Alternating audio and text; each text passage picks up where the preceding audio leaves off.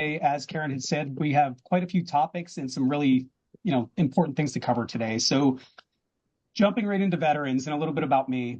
My name is Rob Arndt. I am a 14-year Marine Corps veteran, and I am the CEO and founder of Buffer Springs. And we are a veteran-owned firm dedicated to the eradication of underemployment within the military-connected community. Today, I'm not here to talk about me or what we do, though. I'm here to talk about the issue and the problem that we're set out to solve. With the folks on this call, I know that we all have veteran hiring initiatives, and it has been a part of our cultural DNA, whatever you want to call it. But I'm here to put a couple things out into the limelight here because there are a lot of shifts going on with the new administration, especially here in the United States. And I know we do have a universal audience on the call today. But a lot of this is talking about what's going on in the United States, which we know helps other organizations or other countries fall into suit of some of the things that we do here. And I want to start this by saying that for veterans, and I speak for my entire military-connected community, we don't need your charity. What we need is opportunity. And if your company is serious about getting results, you don't have the luxury of not hiring veterans and ignoring us anymore because we are built for this new world of work. Peeling back some of the facts of what's actually going on here. As I said, veteran inclusion is not a nice to have. It's actual federal law here in the United States. Under the Vietnam Era Veterans Readjustment Act of 1974, what's known as VEVRA, it is still active. Section 503 is still active. Despite Executive Order 11246 getting tossed, if you're a federal contractor and you do business with the United States government, you are still required to hire veterans. You are still required to hire people with disabilities.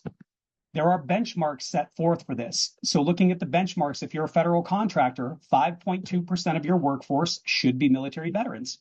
7% of your workforce should be people with disabilities. And in the past, companies in the OFCCP and other inspecting agencies have looked at Executive Order 11246, but where that fell, a lot of organizations have neglected their veteran and disability programs, but now that's one of the only things that the government has to look at. So these are not regulations or suggestions or executive orders that can fall. These are actual laws that are embedded in concrete, and organizations have to, follow suit immediately because that's one of the only things that government agencies have to look at now.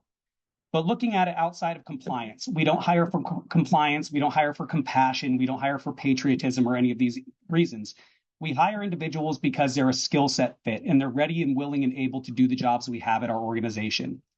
Shedding a little light on our people, because I will say that veterans probably have more biases and negative connotations than almost any other underrepresented group out there. For veterans, and speaking for us as a class, we are not one-dimensional. We come from 6 different branches of service here in the United States alone. In those 6 different branches, we have over 7,000 different military occupational specialties and skill codes that transfer directly into the civilian segment, where about 90% of them have direct crossovers to the civilian counterparts. We have jobs in admin, in IT, in logistics, cybersecurity, blue collar, gray collar, white collar roles, and every job that is in corporate America has a military equivalent.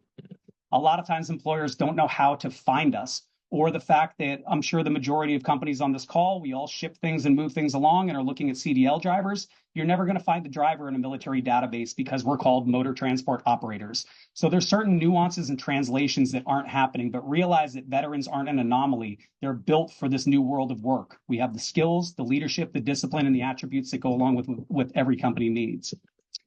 Looking at the impact of it and why this all matters to the folks who are on this call and us universally. Peeling back the onion, we look at all the unemployment numbers that are stacked out there, and they're simply incorrect. They're counting veterans that are Uber drivers or that they're taking student veteran benefits from their GI Bill to go back to school, but they're not fully employed. When we look at the latest studies from the Call of Duty Endowment and the latest study from Penn State, we're looking at 61% of veterans, of my sisters and brothers, being underemployed, meaning that we're in a job that we have no business being in. This obviously is awful for us as vets, but it is awful for your company as well because you're not getting the best out of your best people. In the 14 years that I served in the Marine Corps and the 250 years that the Marine Corps has been along, it has never lost a battle. But it was because of those people, but those people are not being offered fair opportunities. So for veterans, we're not struggling because we're broken. And I know the narrative is out there for that. We are struggling because your companies don't know what to do with us. And we have to change that because we all benefit from it. What we see is that most corporate veteran hiring is surface level at best. You don't solve unemployment by slapping a flag on your job board or calling it friendly or calling it inclusion. Veterans are universally being tokenized or ignored altogether within organizations. We have to change this. Many programs that are out there that we've seen are built for optics and not outcomes. And that simply has to stop at this point if we're all going to make progress.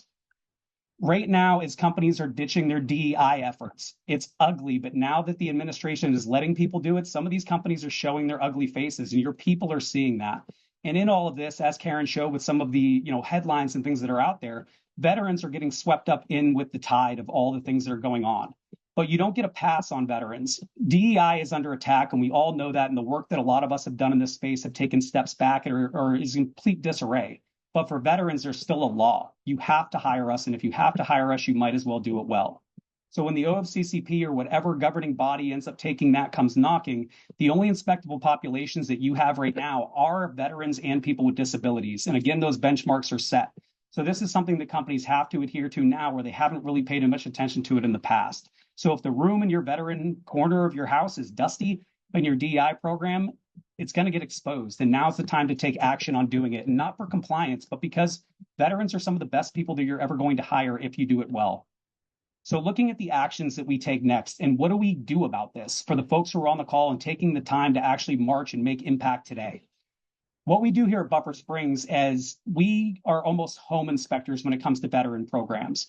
What we suggest that you do in some of the first places that we look when we work with companies is reviewing your last 3 years of your VETS 4212 submissions for United States federal contractors. Those are submitted every February or every September, and they tell the government how many veterans you hired and how many you retained and what echelons within your business that they're assigned to. That's a good telltale sign of what's going on within your program, and numbers don't lie. We also highly recommend that you evaluate your hiring manager's behavior, your recruiting pipelines, and your veteran engagement. Are they flag waving events where you showed up to a golf tournament or a career fair but didn't hire anybody? Or are they intentional talent segments that you are tapping into the military populace and relevant skill sets of that? All veterans don't hang out at some virtual VFW after we get out. You have to be intentional about where you're finding the right ones of us. We also suggest that you conduct training so your team doesn't treat every veteran like some camouflage wrapped mystery. Like I said, we have six different branches of service, over 7,000 different jobs, ranking structure. It's a very complex ecosystem, but if you know what you're looking for, they're going to be some of your best people. So one of the things that we can do today and walk away from this and take action, one of the big things is to stop tracking friendly.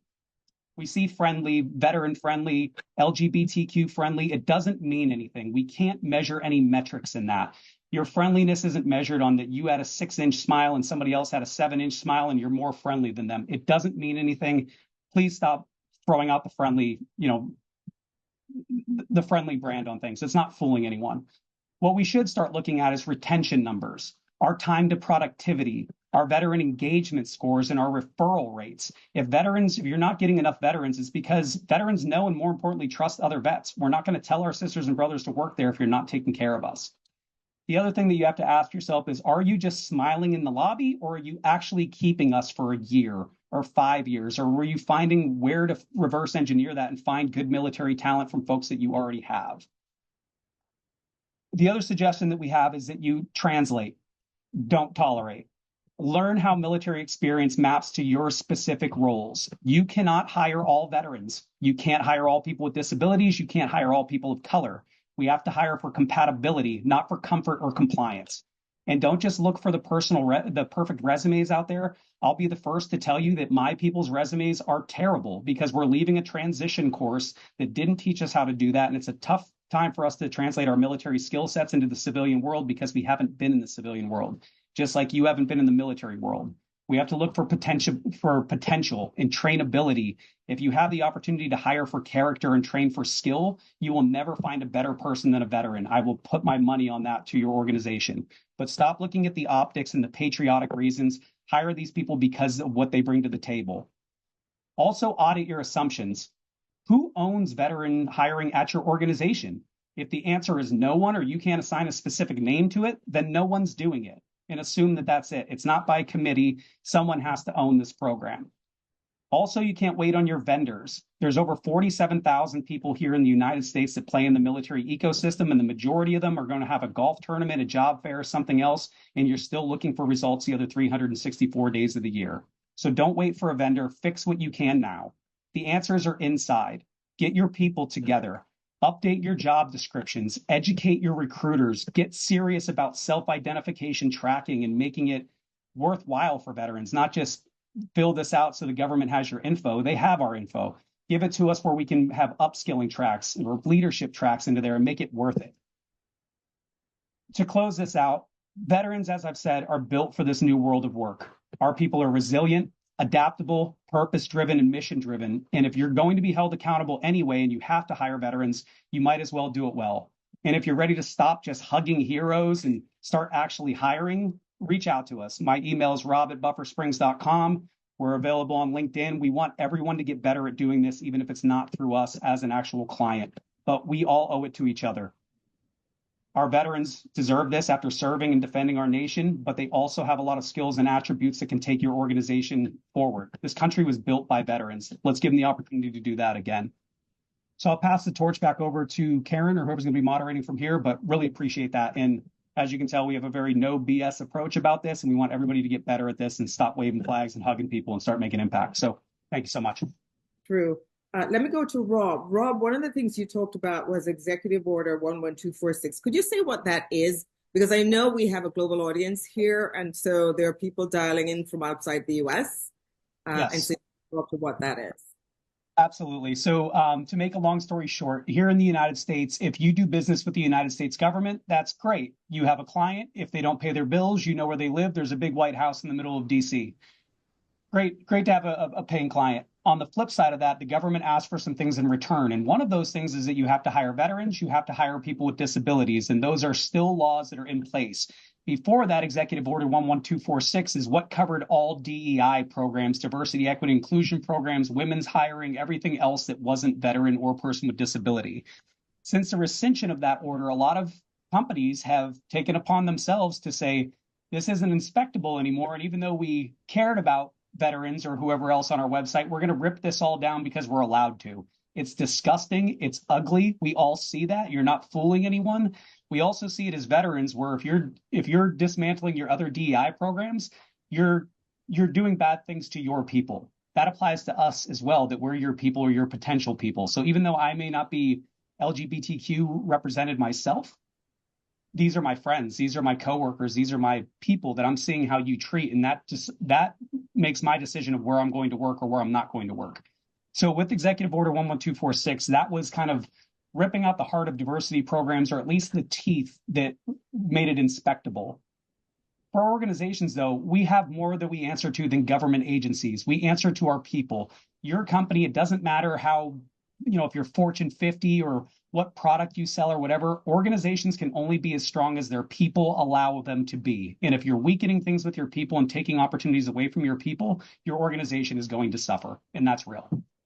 Thank you, Rob. And I'd like to both of you, either you or Greg, to comment on something that Liz said that I thought might apply to veterans as well. Liz talked about how LGBTQs, their identity is invisible. Would you say the same for some veterans as well? I would say so. There's huge stereotypes about veterans. And as I said, I think we have more stereotypes and stigmas than almost any other underrepresented group out there, based on whatever movie you saw. If you saw Major Payne, if you saw Top Gun, if you saw Rambo, like that